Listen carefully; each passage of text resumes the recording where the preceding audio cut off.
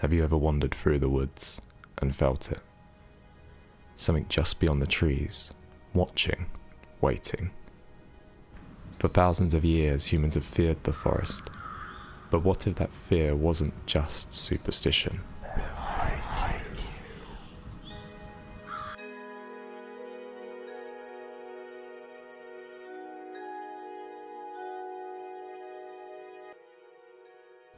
From the twisted, moss-laden limbs of Wistman's wood to the brooding remnants of the Caledonian forest in the Scottish Highlands.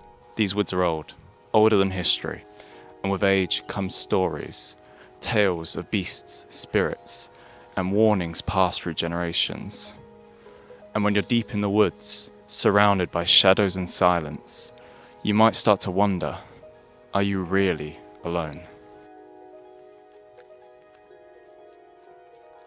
In Britain, some of our darkest folklore grows from these roots. They form thresholds between the known and the unknowable.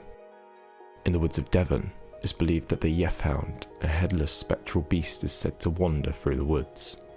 Its mournful cries echo through the trees, a warning in the dark. But the hound isn't the only terror waiting in the mist. The will-o'-wisp, a flickering flame of doomed spirits that dances just out of reach. Folklore warns that these ghost lights do the devil's bidding, pretending to be a guiding light and luring travellers off the path, into the unknown. And these aren't the only dangers trying to trap you. Hidden on the forest floor, fairy rings, circles of mushrooms said to mark fairy gatherings. It's said if you step inside, you risk slipping into another realm and to never return.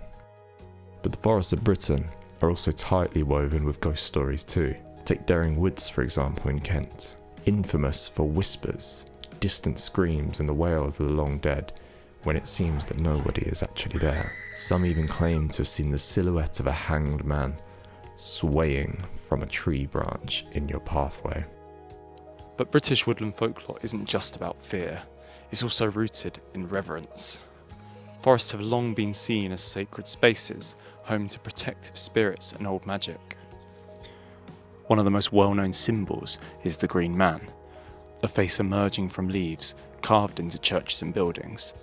Though often linked to modern Wicca, he reflects a deeply rooted respect for nature, a guardian of the wild in the modern world. The Green Man is often misunderstood to be the Celtic god of the wild, but actually, further back though, ancient Britons actually revered Cernunnos, the horned god of forests and beasts. His image, as a symbol of the wilderness and protection, survives on only a few archaeological remnants found around the world.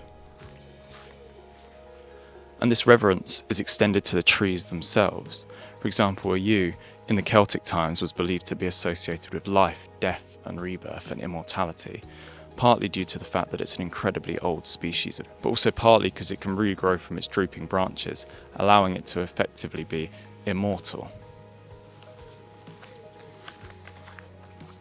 Because of this symbolism, the yew became associated with sacred sites to the Druids, which were then occupied by churches as pagan beliefs were taken over by Christianity.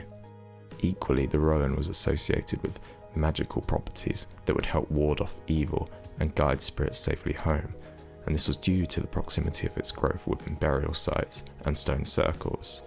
And so eventually the rowan became a charm for most people to wear as well, and so a stick of rowan would be worn to protect the individual.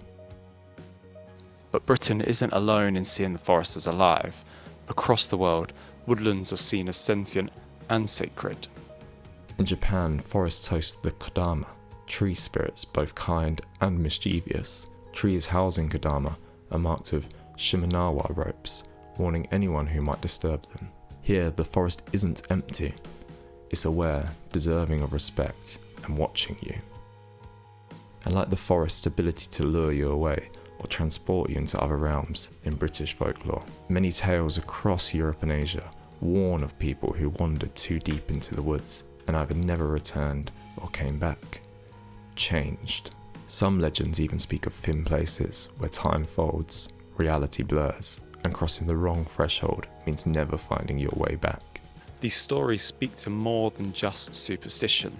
They reveal that our ancestors saw the woods not just as resources, but as living realms, places of danger, and sanctuary. Britain's forests once echoed with wolves, lynx and bears. Over centuries, we hunted them to extinction, out of fear. And it's that very fear that shaped our folklore. Monsters and spirits weren't just for scaring children. They were warnings to stay on the path, avoid the mushrooms, don't chase the lights.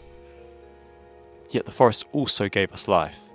Food, medicine, shelter, stories. The woods were never just one thing. Danger and sanctuary, mystery and memory. So the next time you walk beneath the trees, listen to the wind, to the silence, to the stories still rooted in the soil.